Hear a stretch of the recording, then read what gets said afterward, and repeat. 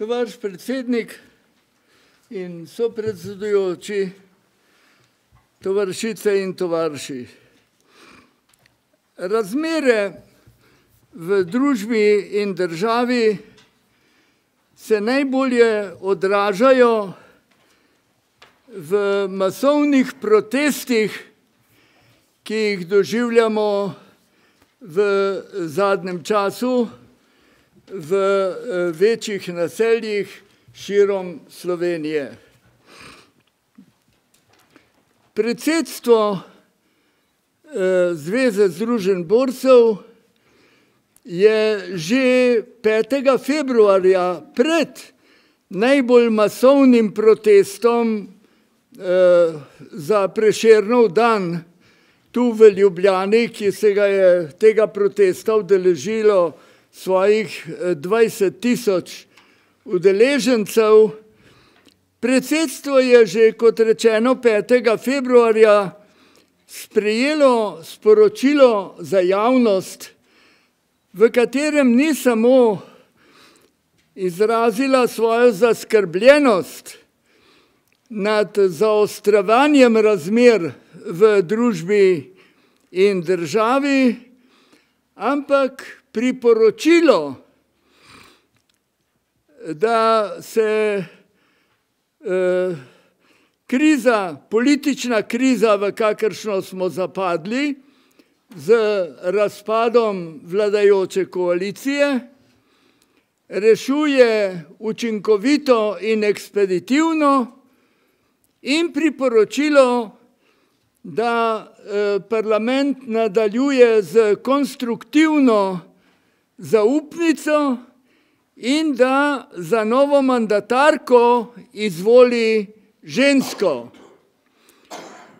Je pa predsedstvo kvalificiralo, da mora to biti ženska, ki ima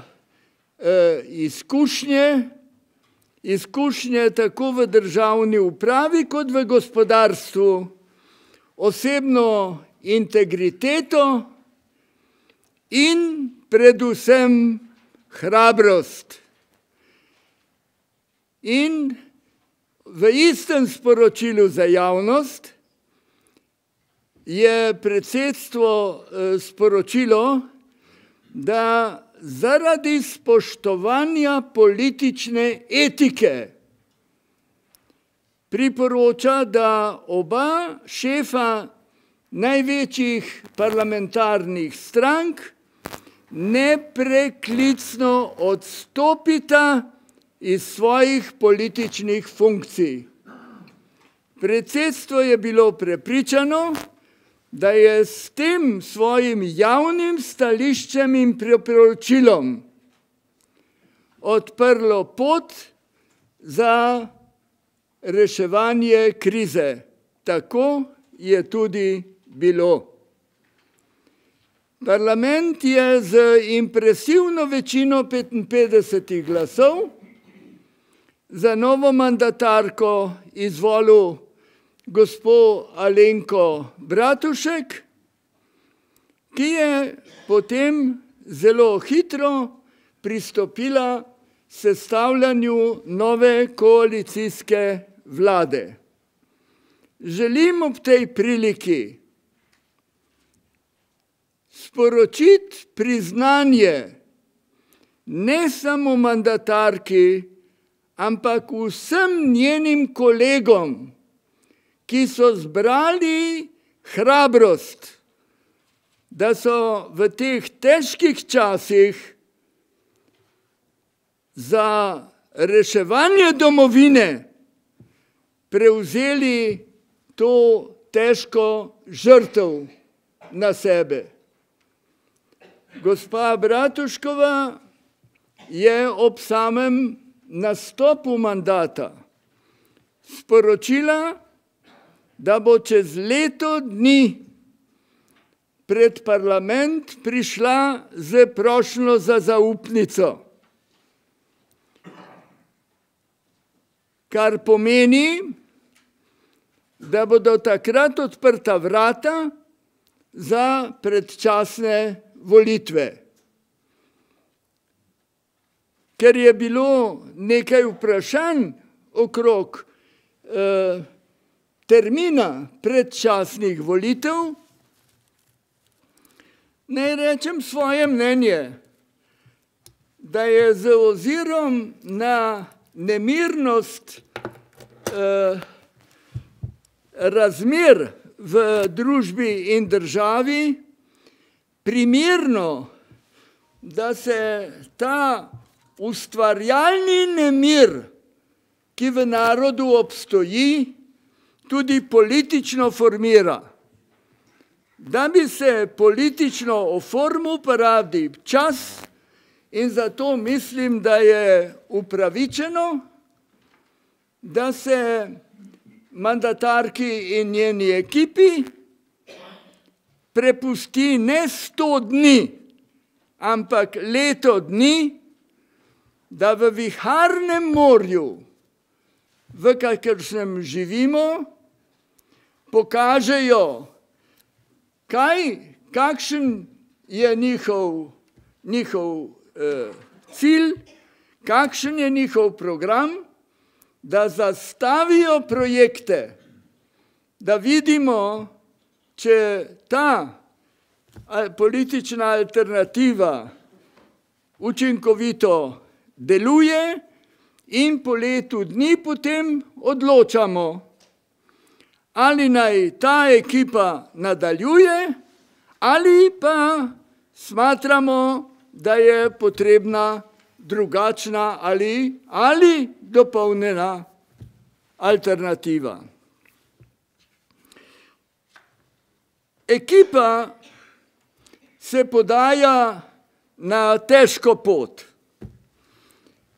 Ko sem pisal članek za Svobodno misel, so mi zelo, moram reči, prijateljsko naklonili uvodnik v naslednji številki, sem se spomnil izreka starega rimskega filozofa Seneke.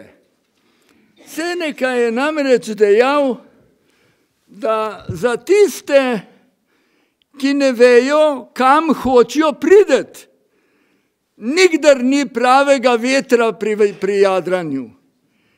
In zaradi tega je to velja, po mojem mnenju, tudi za vlado. Vlada mora predvsem vedeti, kam hoče priti. Priti moramo ven iz sedanje krize. To je osnovna naloga. Če pa hočemo to doseči, je pa prvo, da umirimo strasti. Strasti so prišle v naši domovini preko vseh meja. Če se dogodi to, da si bivši predsednik vlade dovoli protestnike imenovati za zombiji in levimi fašisti, če se dogodi to, da se pojavi grafit, anonimni grafit, ki grozi z smrtjo, in če ste tovarišice in tovariši, tako kot sem jaz, poslušali parlamentarno razpravo ob sprejemanju oziroma glasovanju o mandatarki, odnosno konstruktivni zaupnici. Če ste slišali besede, ki so se uporabljale v tej razpravi, potem verjamem, da je bilo groza vas, kot je bilo groza mene. Kam smo pa prišli? In zato smatram, da ima ta vlada silno težko nalogo umirjanja strasti. To ni več samo vprašanje sovražnega govora, ampak strasti so enostavno meglo ljudem pustile čez oči in to je treba umiriti in mi kot zveza borcev se moramo zavzemati v konkretnem vsakodnevnem delu za to, da se strasti umirijo. Prosim vas, razumite, moj današnji referat, gospod oziroma tovariš predsednik, bo predvsem namenjen cilju, sredstvom in umiritvi. Prva naloga, kot sem dejal, ki bo pred to novo vlado, bo reševanje, odnosno zagon gospodarstva. Marksisti ali ne marksisti, ampak že stari Rimljani so dejali, prvo je treba jesti, potem pa filozofirati. In gospodarstvo je osnova vsega drugega družbenega in človeškega dogajanja in delovanja. Kriza, v kateri smo, ni samo naša, ampak je svetovna. In ker smo tako intenzivno vključeni v svetovno gospodarstvo, kot člani Evropske unije, kot veliki mednarodni, veliki mala nacija, ampak veliki eksporter. Mi izvažamo polovico od tega, kar proizvedemo. In smo zaradi tega intenzivno vključeni v svet in odvisni od tega, kaj se v svetu dogaja. Naše gospodarstvo je prišlo v krizo ne samo zaradi svetovnih dogajanj, ampak tudi zaradi nerešenih problemov tranzicije, ki smo jo preživljali v teku zadnjih 20 ali pa 25 let. Naše gospodarstvo, tako ga jaz gledam, je izrazito dvojno. Imamo razdeljenost gospodarstva. Na eni strani obračate časopise, pa vidite, dobijo nagrade za menedžerstvo, nagrade za zaposlovanje, nagrade za izumiteljstvo, nagrade za dober eksport, nagrade za vključevanje znanosti v gospodarstvo in še in še.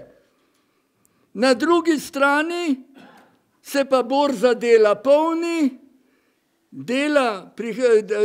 podjetja prihajajo v stečaj, imamo en del gospodarstva, ki propada in imamo drugi del, ki kaže izredno vitalnost. Samo to dejstvo, da smo v času, ko nam je gradbeništvo propadlo, tekstilna industrija propadla, usnarska industrija propadla, lesna industrija propada, steklarska industrija propada in še. V tej situaciji, prosim vas, pa ko vse propada, ko je družbeni produkt za 10% padel, izvoz ni padel.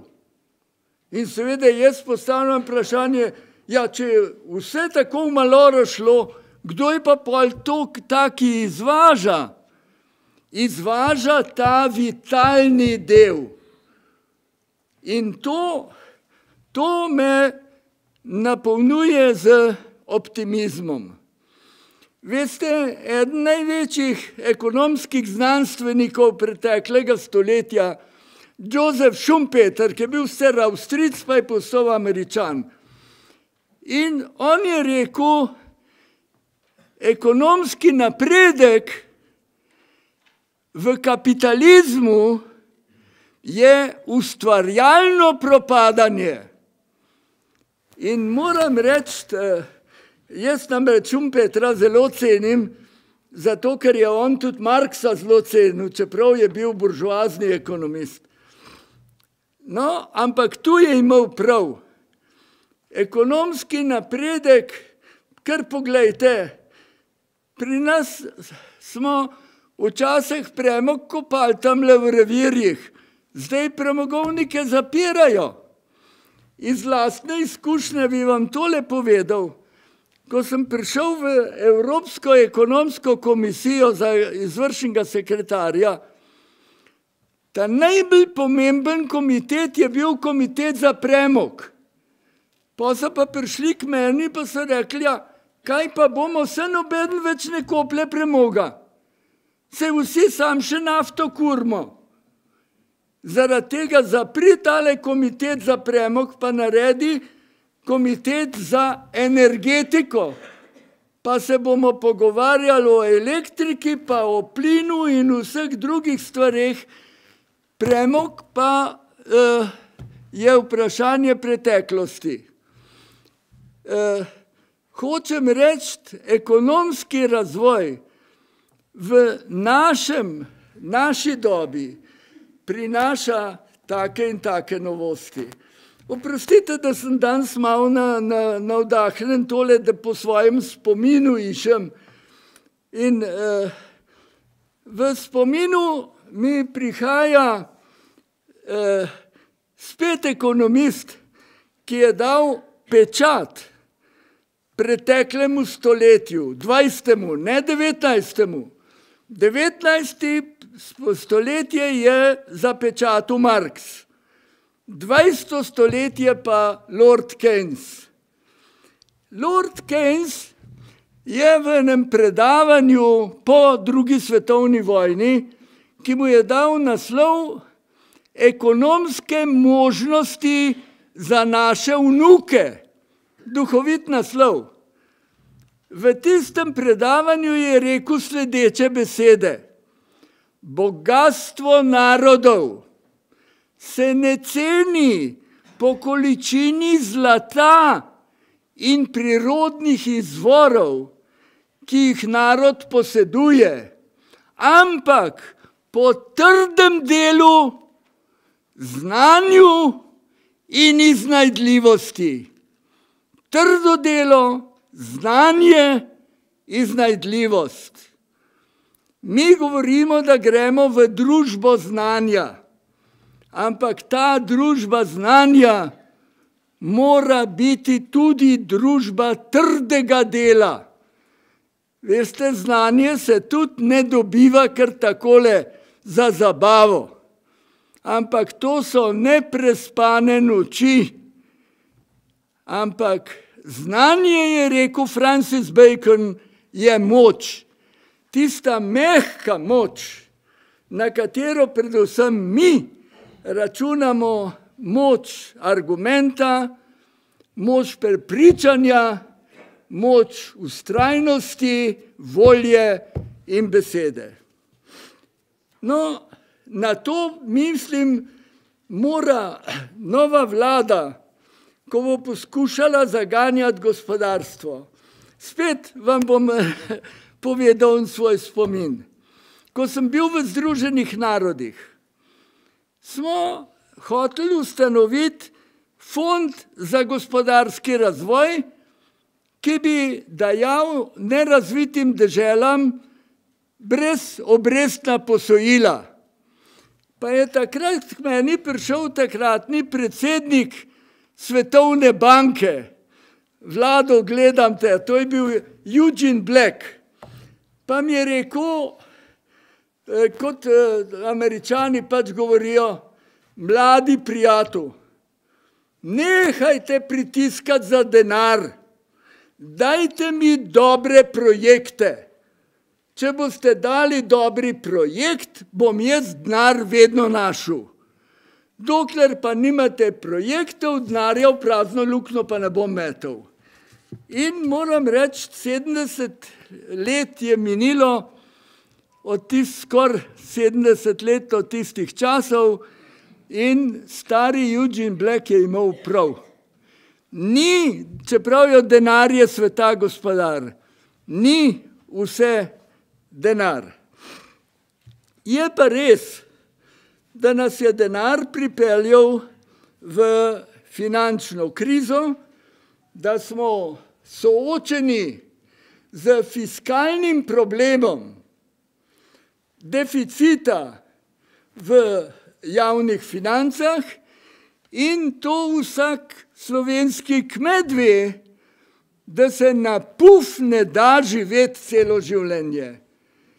Živeti na dolg pomeni, da namesto bi svojim potomcem zapustili nekaj v dediščino, porabljamo to, kar pripada njim.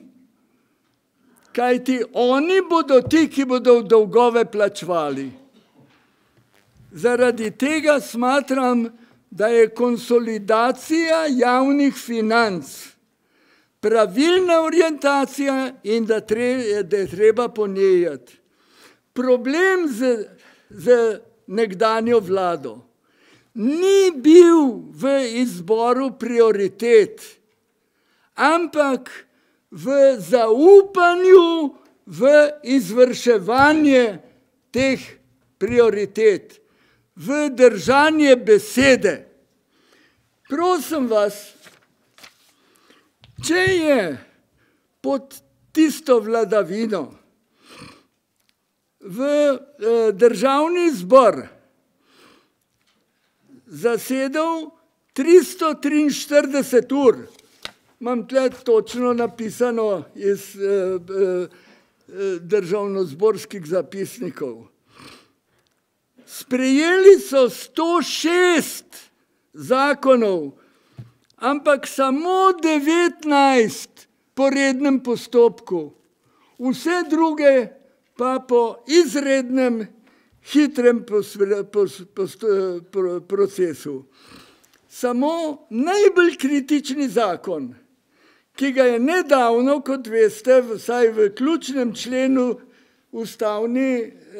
Ustavno sodišče razveljavilo, tako zvani ZUJF, je z eno potezo razveljavil 39 drugih zakonov. Veste, če imate oblast, ki do te mere ne spoštuje zakonov in ustave, potem morate razumeti, da je ljudem zavrelo in drugega nimajo, da so šli na ulico in so rekli, tako ne gre več naprej. In zaradi tega je konsolidacija javnih financ, ki smo jo indirektno vključili v lastno ustavo. Ne rabimo nikakršnih zlatih pravil, ki nam jih vsiljujejo. Sej smo to že zapisali in se na to tudi obvezali. In če smo mož beseda, če smo rekli, vse bomo naredili za to, da ne bomo živeli na puf, potem se nam mora verjeti. Mi smo tisti, ki smo Hitlerju rekli ne, ki smo rekli Stalinu ne, ki smo rekli Miloševiću ne in nam se ima za verjeti.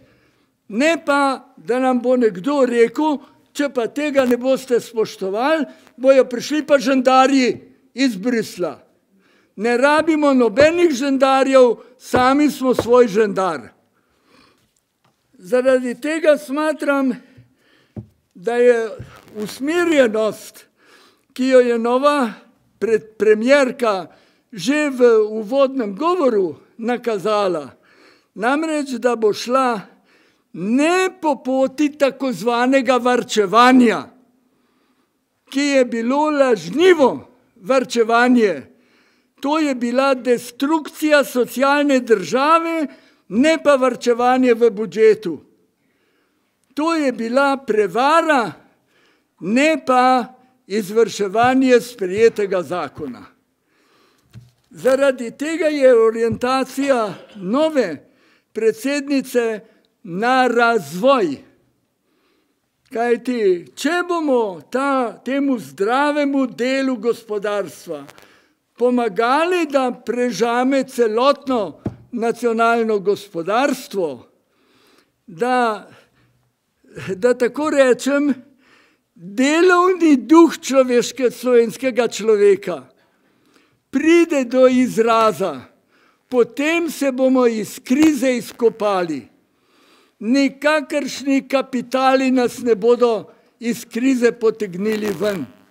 Iz krize nas lahko potegne samo delavnost, pridnost in varčnost slovenskega človeka. In na to se je treba opreti in verjamem, da ta vlada, ki je eden od seniorjev očital, da je premlada, da nimajo dovolj modrosti, ki jo prinaša življenjska izkušnja.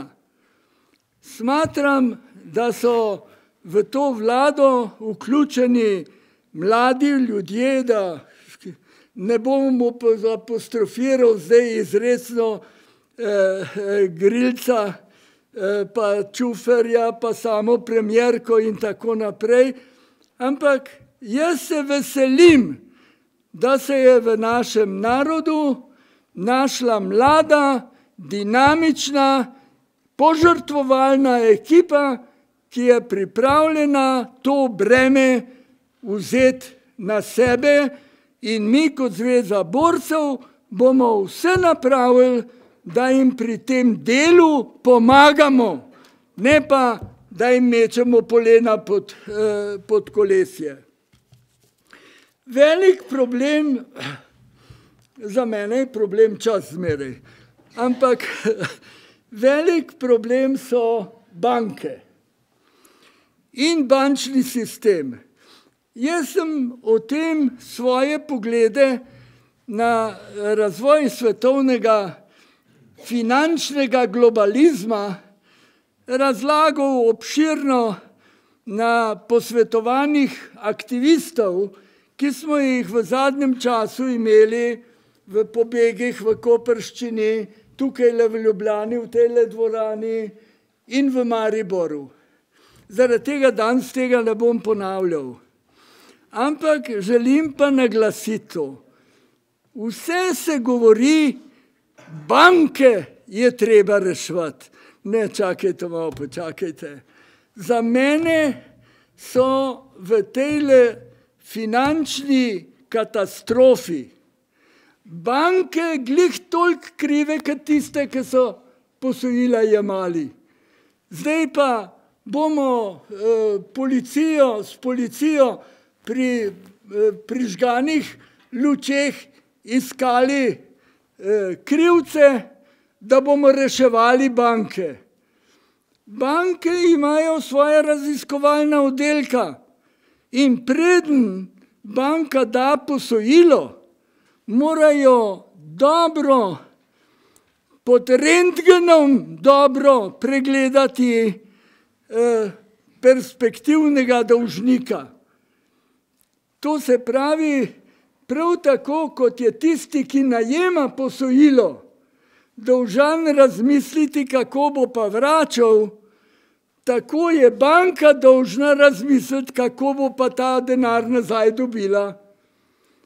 In seveda banka denarja ne bo nikdar posojala, ne da bi računala na to, da bo sama dobila diferencialni profit. Odkot pa je prišlo do tega, da smo danes v taki zagati? Bilo je razdobje poplave denarja v svetu. Ekonomist dr. Damjan je 15. februarja letos v Financah objavil članek, ki namenoma povem, da je to 15. februar letos, ker ta članek je, moram reči, odkritje bil za mene. On je na osnovi poročil Slovenske banke Slovenija lepo dokazal in pokazal, da se je cel tale problem zadolžitve ustvaril med 2004 in 2008 letom v času prve Janšine vlade. Ali si lahko mislite, da je celotna zadolženost bank in podjetij v teh 4 letih od 15 milijard narasla na 35 milijard. Res ni bila vse država. Država je komaj polovico tega se zadolževala. V glavnem so se takrat zadolževala podjetja. Ko je prišel potem Križanič, imate pa ravno nasprotno tendenco. Se je pa država zadolževala, da bi vzdrževala socialni mir. Ker spomnite se, ko so dajali subvencije za delovna mesta in tako naprej, pa skrbeli za študente, pa tako naprej, ne bom zdaj navajal. Ampak to je bila socialistična vlada, ki je skušala z socialističnim pristopom blažiti posledice težkega udarca krize. Zaradi tega centralno, kar bi o tem problemu bank rad rešil, ne samo banke, treba je bančno mrežo sanirati. Ampak kako? Podjetja je treba predvsem sanirati. Zaradi tega mislim, da ima Jože Mencinger še kako prav, ko pravi ne ednina, množina, kaj? Je rekel, ne slaba banka, ampak slabe banke. V vsaki banki je treba napraviti oddelek, ki se bo posebej ukvarjal z tako zvanimi gnilimi posojili. Kajti v banki imajo največ informacij, imajo največ izkušnje z podjetji, ki ne morejo odplačevati kreditov. In zaradi tega ne zdaj ta prve varčevanje, zdaj pa reševanje bank. Ne samo banke, ampak predvsem, če hočete, da bodo banke zdrave, da bodo javne finance zdrave, mora biti ekonomija zdrava. Dajmo si enkrat reči, veste, dobri stari Marx pripada 19. stoletju, ampak on je že takrat povedal, papir ne daje zlatih jajc. Če hočete do profita priti, potem morate investirati v delo, v podjetje. Tam se ustvarja presežna vrednost. Zaradi tega vi lahko te zadolžnice, pa zakladne mejnice, pa lahko jih zapirate vse mogoče železne omare. Ampak ven ne bo prišlo več, kot je noter šlo. Če pa hočete profit, potem se lahko ustvari samo v delu. Zaradi tega imate danes ta proces. Vidite, da se predvsem pritiska na vlade, da bi prišli do davkoplačevalcev. Kajti davkoplačevalci so delavci. In zaradi tega je po mojem mnenju tale orientacija, ki jo je sedanja predsednica najavila, pravilna. Pravilna, ja, ampak ne, da bomo banke takole sanirali, pa potegnili gnoj iz bank ven, oni bojo pa banke tujcem pol prodali, ker bojo seveda več uredne, ker ne bodo imele več nad seboj nikakršnega bremena. Hočem s tem reči, ne revolucionarnih sprememb, ne zahtevamo nacionalizacije bank, to, kar zdaj predlagajo tamle Cipru. Kaj pa je to, če rečejo 10% premoženja bomo vzeli? Ja, oprostite, kapitalizem je rekel, privatna lastnina je sveta tako, kot je brezmadežna devica sveta v katoliški cerkvi. Zdaj pa te isti ljudje gladko rečejo, vi tamle na Cepru 10% vam bomo vzeli. In pa se pa hudi, če Medvedjev v Moskvi reče, da je to kraja ukrajenega. Seveda,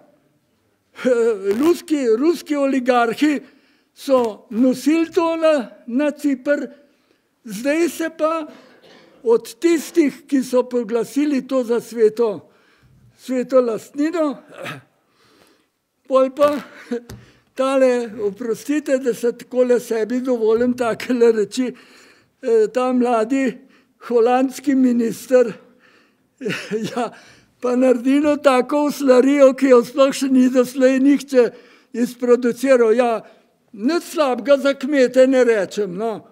Ampak on je zgleda kmetijstvo študiral, zdaj se pa z financami ukvarja, no. Je pa lepo rekel, da bo tale ciprski primer nacionalizacije uporabljen tudi za druge dežele, med drugim za Slovenijo, no. Večje uslarije še nisem slišal, kot te. Prva primerjanje Slovenije pa Cipra ni nam nobene zveze. Veste, tale protikorupcijska komisija ne bi nič raziskvala, kako je denar šel preko Cipra, če bi Cipr bil isti, kot je Slovenija. Ampak z takimle neumnostmi pa lahko pri ljudeh povzročiš celo preplah. Zaradi tega želim reči, z tega mesta, zaradi tega, ker je pač to moja stroka, ne. To, kar je tale gospod v Bruslju napravil, je nekaj nezaslišanega in to bi moral ne to, ker dan se je on sam pokasal, pa je demantiral to, ampak bi moral predsednik Evropske komisije reči, oprostite, no uslarijo smo naredili, ampak drugič bomo pa bolj pametni. In mislim pa, in to bi želel takole s tem tudi zaključiti, za nas, za Zvezo borcev, je izhod iz sedanje krize in smeri, ki jih je nova vlada nakazala, so smeri, ki kažejo, da se je vlada resno spopadla z težko situacijo, zaradi tega po mojem mnenju zasluži naše priznanje in našo pomoč. Mi si pa moramo za sebe odgovoriti, kdo smo, kaj smo in kam gremo. Jaz sem doslej komentiral v glavnem najbolj pekoče trenutne probleme. Tu smo pa nazaj pri problemu vrednot. Vrednote so večne in mi, Zveza borcev, smo nosilci sporočila narodno-osvobodilne borbe, ki je bila najbolj veličastno dejanje v slovenski zgodovini. To sporočilo so pa načela, so pa vrednote. In to sporočilo ne vsiljujemo nikomur, ampak to sporočilo je za nas vodilo. Veste, tisti, ki so se 41. leta odločili, da grejo v borbo na življenje in smrt, so vedeli, zakaj se odločajo. Prav tako, čeprav na srečo v malo drugačni obliki, to velja za današnji dan.